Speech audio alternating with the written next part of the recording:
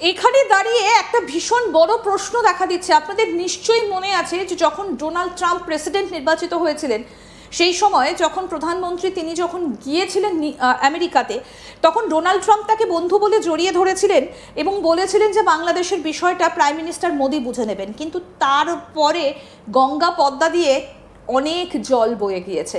কারণ এখন এই মুহূর্তে দাঁড়িয়ে বোধহয় ডোনাল্ড ট্রাম্প আর নরেন্দ্র মোদীকে বন্ধু বলে জড়িয়ে ধরবেন না বলেই হয়তো গোটা বিশ্ববাসীর বিশ্বাস। কিন্তু কি বলছেন দেশের মানুষ, কি করবে এবার, ভারতের কি বক্তব্য, বাংলাদেশের সঙ্গে কি করা উচিত, কি বলছেন গোটা দেশের মানুষ, বঙ্গবাসী বা কি বলছেন, আপনাদের দেখাবো। অবশ্যই অপেক্ষা করবেন যে সেই সমীক্ষায় কি ফলাফল উঠে এলো, ইন্ডিয়া টুডে এবং সি ভোটারের সমীক্ষায় যে ফলাফল উঠে এসেছে আপনাদের সামনে অবশ্যই তুলে ধরবো।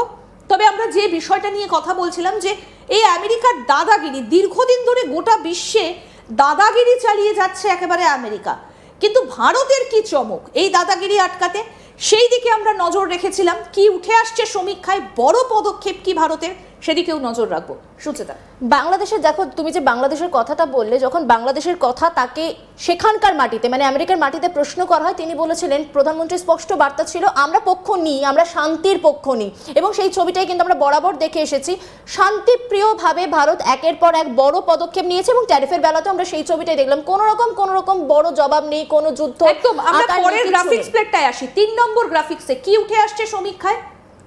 নিষেধাজ্ঞা এবং ইউএস এর উচ্চ শুল্কের পরেও ভারতের রাশিয়ান তেল কেনা কি দেশের স্বার্থে ভালো? সাধারণ মানুষের মন্তব্য হ্যাঁ, কারণ ভোটার যে তালিকা তাতে আমরা দেখতে পাচ্ছি পার্সেন্টেজে 68.7% মানুষ কিন্তু হ্যাঁ বলছে, না বলছেন 15.9% মানুষ। এখানে সব থেকে যেটা উল্লেখযোগ্য বিষয়, যেটা সুচেতা তুমি যেটা বলছিলে শুরুতে, যে ডোনাল্ড ট্রাম্প ভারতের ওপর যে শুল্কটা চাপিয়ে দিয়েছে 50%, অলমোস্ট ভারতকে এখন দিতে হচ্ছে 50% শুল্ক দিতে হচ্ছে। তার কারণ হচ্ছে ভারত কেন রাশিয়া থেকে তেল কিনবে। কিন্তু একটা বিষয় আপনাদেরকে জানিয়ে রাখি, যে ভারত রাশিয়া থেকে যে তেলটা কেনে সেটাতে কিন্তু দামে অনেকটা ছাড় পায় এবং সেটা দেশের মানুষের জন্যই কেনে। কারণ যেটা ভারতের বক্তব্য, যেটা 140 কোটির ভালো হবে ভারতবর্ষ সেটাই করবে।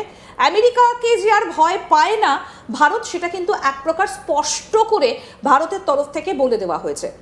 সুতরাং এই যে তেল কেনাটা, যেটা ডোনাল্ড ট্রাম্পের ব্যাখ্যা যে এতে নাকি ইউক্রেনের যুদ্ধে রাশিয়ার কাছে অর্থ যাচ্ছে, কিন্তু তার অনেক আগে থেকেই ভারত রাশিয়ার সঙ্গে এই বাণিজ্যটা করে এবং ভারতের সঙ্গে রাশিয়ার সম্পর্ক শতাব্দী প্রাচীন, সেটা আমরা সবাই জানি যে ভারতের সঙ্গে রাশিয়ার সম্পর্ক কেমন।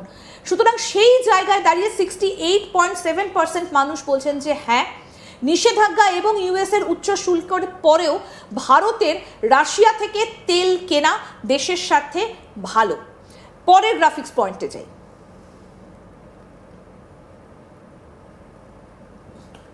ভারত ইউএস এর বাণিজ্য চুক্তি আলোচনা ভেঙে যাওয়ার জন্য কে দায়ী?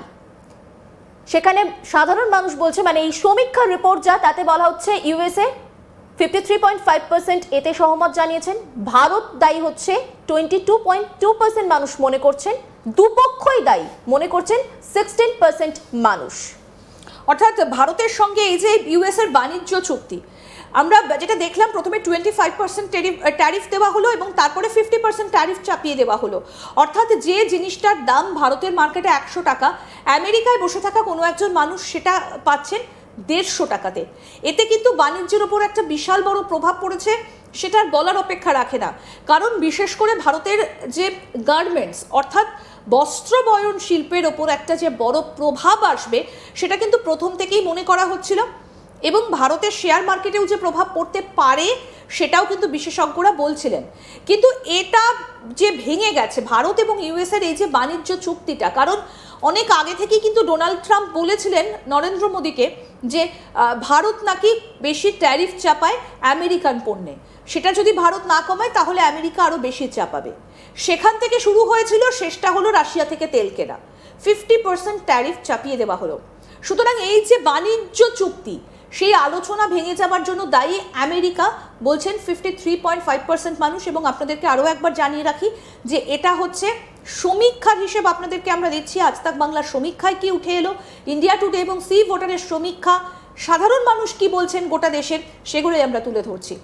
সুচেতা, এর পাশাপাশি দেখো, যখন এই মন্তব্যটা হচ্ছে, আমরা কিন্তু প্রথম থেকেই দেখেছি আমেরিকার কোনো লেজে পা দেয়নি, বরং ট্যারিফের পরে দাঁড়িয়ে প্রধানমন্ত্রী মোদী একদম স্পষ্ট বার্তা দিয়েছিলেন যে দেশের মানুষের যে স্বার্থ সেটাকেই বেছে নেওয়া হবে, এবং সেটাই আমরা পরবর্তী সময় দেখেছি। এর পরবর্তী গ্রাফিক্সে ঠিক কি উঠে আসছে, সমীক্ষায় কি উঠে আসছে, সেদিকে নজর রাখবো। আমেরিকার সঙ্গে ভারতের কেমন আচরণ করা উচিত? ভারতের নিজস্ব স্বার্থের সঙ্গে আপোষ করা উচিত নয়, বরং আলোচনা চালিয়ে যাওয়া উচিত। 60.7% মানুষ সেটা মনে করছেন। ভারতীয় অর্থনীতি ইউএস এর উচ্চ শুল্ক মোকাবেলা করতে সক্ষম, 23% মানুষ সেটা মনে করছেন, এবং 8.7% মানুষ মনে করেন ভারতের উচিত ইউএস এর দাবি মেনে নেওয়া। অর্থাৎ এটা এই সমীক্ষার দিকে যখন আমরা তাকাচ্ছি, কি বলছেন গোটা দেশের মানুষ, সেটা কিন্তু অত্যন্ত গুরুত্বপূর্ণ একটা বিষয়। ভারতের নিজের স্বার্থের সঙ্গে আপোষ করা উচিত নয়, বরং আলোচনা চালিয়ে নিয়ে যাওয়া উচিত বলছেন 60.7% মানুষ। কিন্তু আলোচনার দরজা কি খোলা রয়েছে এখনো পর্যন্ত, এটাও একটা বড় প্রশ্ন। কারণ কূটনীতিতে আলোচনা, কথাবার্তা, এটাও কিন্তু এই একটা অত্যন্ত গুরুত্বপূর্ণ বিষয় হিসেবে ধরে নেওয়া হয়। কারণ ডোনাল্ড ট্রাম্প ট্রুথ সোশ্যালে যেভাবে মন্তব্য করেছেন, যে যে কথাগুলো বলেছেন বা যে যে শর্ত দিয়েছেন, সেগুলো কি ভারতের পক্ষে মেনে নেওয়া সম্ভব কোনো দিক থেকেও, সেটাও কিন্তু এখানে দাঁড়িয়ে একটা অত্যন্ত গুরুত্বপূর্ণ বিষয় হয়ে দাঁড়াচ্ছে। কারণ প্রথমে 25%, তারপরে 50% শুল্ক, এটাও কিন্তু এই মুহূর্তে দাঁড়িয়ে একটা বড় বিষয়। এবং আরও একটা কথা, টিম কুককে বলেছিলেন অ্যাপেলের প্রোডাকশন যেন ভারতে করা না হয়। অর্থাৎ ভারতকে নিয়ে তিনি যেন একটু বেশি ভাবছেন। তাহলে কি ডোনাল্ড ট্রাম্প ঘুমের মধ্যে দুঃস্বপ্ন দেখছেন ভারতের? কারণ ভারতের অর্থনীতি এই মুহূর্তে যে জায়গায় গিয়ে পৌঁছেছে, সেটা কিন্তু গোটা বিশ্বের মানুষের কাছে একটা ঈর্ষণীয় বিষয়। কারণ ভারত এই মুহূর্তে দাঁড়িয়ে যেখানে দাঁড়িয়ে রয়েছে, অপারেশন সিন্দুরের পর ভারত যে প্রতিরক্ষা খাতে কতটা এগিয়েছে, সেটাও কিন্তু এক প্রকার স্পষ্ট। এবং এটা সমীক্ষার হিসেবে গোটা দেশের মানুষ যেটা বলছেন, ভারতের নিজস্ব স্বার্থের সঙ্গে আপোষ করা উচিত নয়। ভারত রাশিয়া থেকে যে তেলটা কেনে, সেই তেলে ভারতের অনেকটা ছাড় হয়, অনেকটা কম দামে সেই তেলটা ভারত কিনতে পারে। সুতরাং সেখান থেকে কেন ভারত বিনা কারণে বেরিয়ে আসবে? এবং রাশিয়ার সঙ্গে ভারতের একটা বাণিজ্যিক সম্পর্ক রয়েছে, একটা সুন্দর সম্পর্ক রয়েছে, সেই জায়গা থেকে কেন ভারত নিজের স্বার্থের সঙ্গে আপোষ করবে? এটা কিন্তু একটা বড় প্রশ্ন। এবং এই যে সমীক্ষা, আজ তাক বাংলার সমীক্ষা, ইন্ডিয়া টুডে সি ভোটারের সমীক্ষায় 60.7% মানুষ বলছেন যে ভারতের স্বার্থের সঙ্গে আপোষ করা উচিত নয় এবং আলোচনা চালিয়ে নিয়ে যাওয়া উচিত।